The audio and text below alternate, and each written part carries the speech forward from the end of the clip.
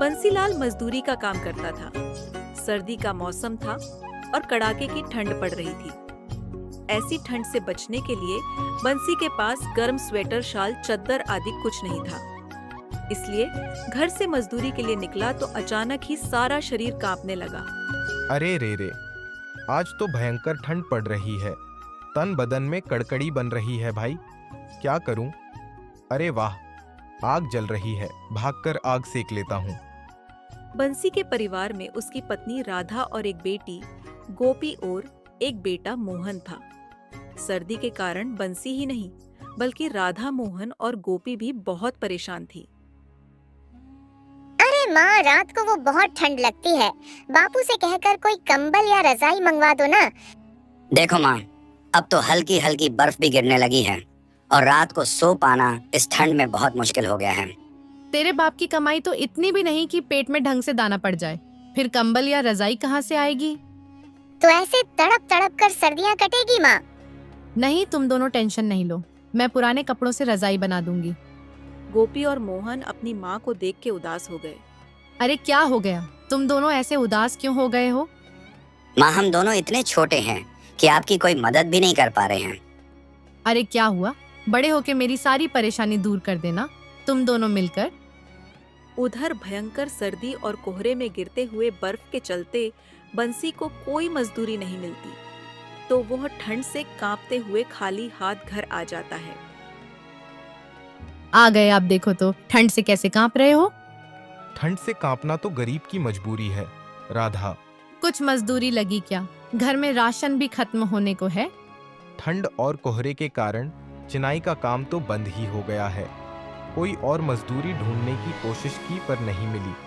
आप निराश मत होइए, आज नहीं मिली तो कल मिल जाएगी। आप खाना खाकर आराम कीजिए। तभी गोपी भी आ जाती है। बापू, अम्मा ने पुराने कंबल और रजाई की मरम्मत करके खूब अच्छा बना दिया है। अब रात को ठंड नहीं लगेगी। यह तो तुम्हारी माँ ने बहुत अच्छा किया बेटिया। इस सर्दी में चैन की नींद सोए बहुत दिन हो गए। उस दिन बंसी के परिवार को सर्दी से थोड़ी राहत मिलती है। सब थोड़ा चैन से सो पाते हैं। मगर अगले दिन बंसी फटी पुरानी पतली सी कमीज में कांपते हुए मजदूरी पर जाने लगता है तो राधा की आंखों में आंसू आ जाते हैं। वह रोते हुए कहती है, पता नहीं भगवान ने सारी तकलीफें गरीब को ही क्यों दी हैं। मौसम भी बनाए तो वह भी गरीब को ही सताने के लिए। निराश ना हो राधा, भगवान पे विश्वास रखो, भगवान सब ठीक करेगा। पता नहीं कब ठीक करेंगे गोपी के बापू, हमारे लिए तो सर्दी कहर बन गई है। उस दिन बंसी मजदूरी ढूंढने के लिए इधर उधर भटकता है तो एक जगह गरीबों को लाइन में खड़े देखता है। अरे ये सब लाइन में क्यों खड़े हैं? भाई देवराज सेठ है जो गरीबों को भोजन और कंबल बांट रहा है। जाओ जाओ, तुम भी ले लो। यह सुनकर तो बंसी के शरीर में जैसे नई जान आ जाती है। वह झट से लाइन में खड़ा हो जाता है और देवराज सेठ से गर्म कंबल और भोजन के पैकेट लेकर फूला नहीं समाया। भगवान आपका भला करे सेठ, आपने गरीब की मदद की। उस दिन बंसी की खुशी का ठिकाना नहीं रहता। वह कंबल ओढ़ता है तो उसे ठंड से राहत मिल जाती है और वह भगवान का धन्यवाद करते हुए तेज कदमों से घर की तरफ चल पड़ता है। मगर तभी उसकी नजर सड़क किनारे पड़ी एक गरीब भिखारिन बुढ़िया पर पड़ती है। बुढ़िया ठंड में जमीन पर पड़ी कांप रही थी। उसकी ऐसी हालत देखकर बंसी को उस पर बहुत दया आती है। इस कंबल की मुझसे ज्यादा जरूरत तो इस बुढ़िया माँ को है। अगर इनकी यही हालत रही तो यह तो सुबह तक मर ही जाएंगी। यही सोचकर बंसी ने अपना कंबल उस बुढ़िया पर डाल देता है और फिर चलने लगता है तो बुढ़िया कांपती हुई आवाज में कहती है, बेटा जरा सुनो, बहुत भूखी हूँ, थोड़ा खाना भी मिल जाए तो जान बचे। 2 दिन से कुछ नहीं खाया। जब गरीब ही गरीब का दुख नहीं समझेगा तो और कौन समझेगा। माँ लो, पेट भरकर खाना खाओ। यह कहकर बंसी खाने के पैकेट उस बुढ़िया को दे देता है। बुढ़िया उसे आशीर्वाद देते हुए कहती है, बेटा तू गरीब होकर भी बहुत अमीर है, देखना भगवान तुझे बहुत देगा। आशीर्वाद का कोई खास असर नहीं होता है बंसी पे, क्योंकि वह जानता है कि गरीब की किस्मत में यही लिखा हुआ रहता है। कितनी भी मेहनत कर लो, फल नहीं मिलता। वह यह सब सोचते हुआ घर की ओर चला जाता है। आ गए आप, कोई काम मिला क्या आपको? नहीं राधा, आज भी कोई काम नहीं बन पाया। वो दोनों यही बात कर रहे थे कि तभी दरवाजे पर सेठ धनी राम आ जाता है अपने घर के किराया लेने के लिए। अरे सुनो, सेठ धनीराम आया है, लाओ जो पैसे रखे हैं उसे दे दो। थोड़े से तो रुपए ही है, दे दूं तो घर कैसे चलेगा। बंसी, मेरे घर के किराए का पैसे दे, ठंड बहुत हो रही है, मैं ज्यादा देर रुक नहीं सकता। बंसी निराशा भरे मन से बाहर आता है।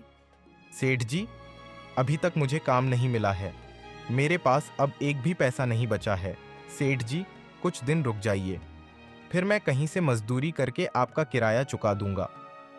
अरे अब तेरे बहाने और नहीं चलेंगे, मुझे मेरे पैसे चाहिए, और अगर तू किराए के पैसे नहीं दे सकता तो अभी इस घर से निकल जा।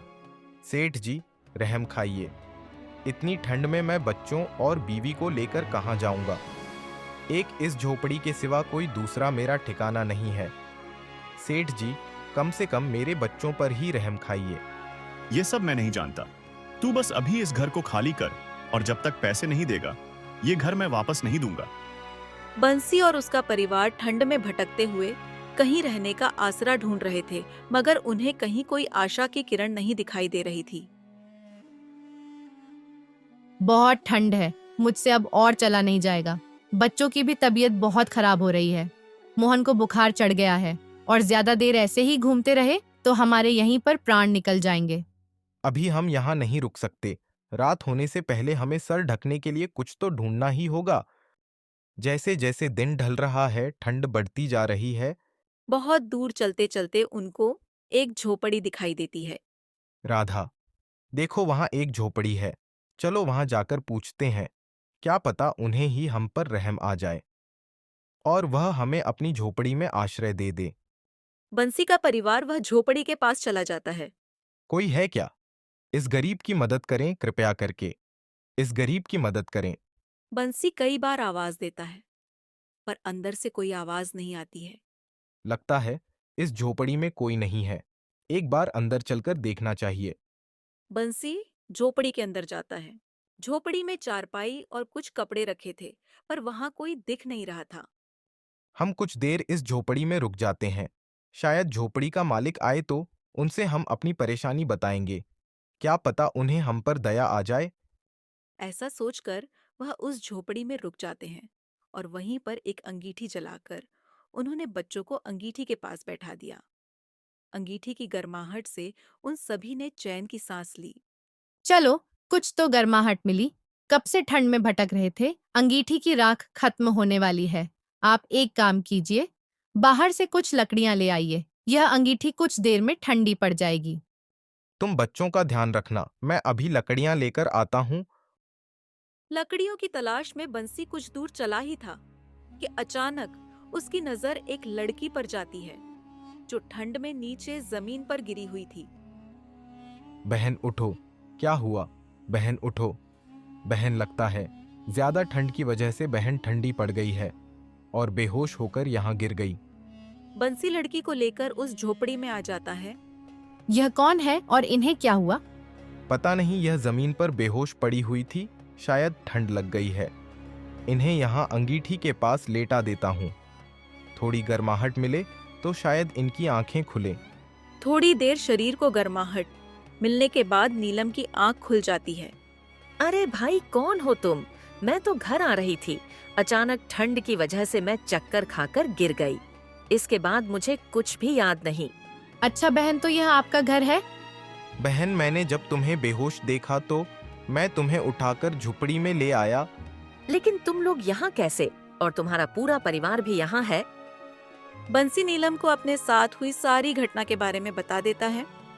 हे भगवान, सत्यानाश हो उस जालिम सेठ का, जो इतनी तड़पती ठंड में तुम्हारे बच्चों, बीवी सबको घर से बाहर निकाल दिया। अरे कम से कम बच्चों पर ही तरस खा लिया होता।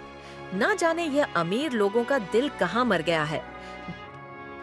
भाई एक काम कर, वहाँ लकड़ी रखे हैं, उसको अंगीठी में डाल दे, नहीं तो आग बुझ जाएगी।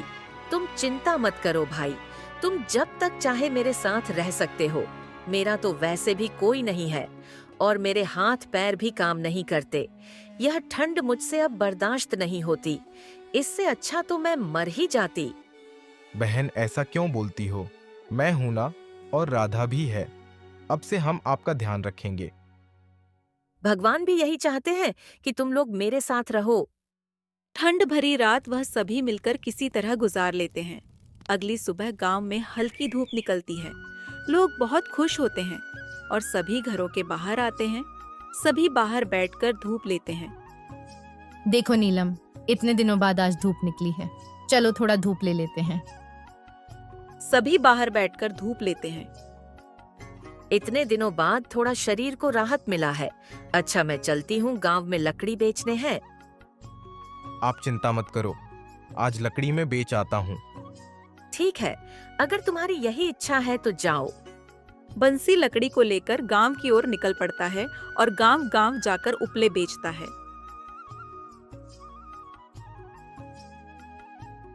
आज तो बहुत कम पैसे मिले हैं, केवल लकड़ी को बेचकर कुछ नहीं हो पाएगा।